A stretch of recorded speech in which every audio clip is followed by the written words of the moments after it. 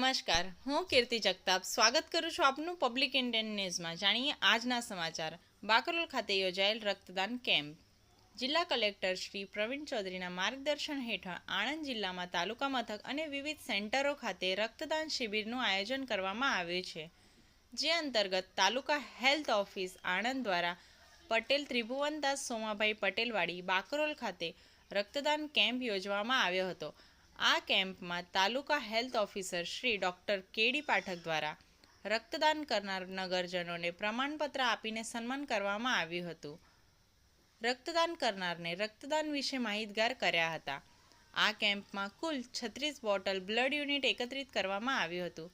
આ સમયે બાકરોલ ગામના પૂર્વ સરપંચ શ્રી ચંદ્રકાંતભાઈ પટેલ, શ્રી પિનાકભાઈ પટેલ તથા અન્ય ગામ સદસ્યોને રક્તદાન કેમ્પમાં ભાગ લઈ લોકોને પ્રોત્સાહિત કર્યા હતા.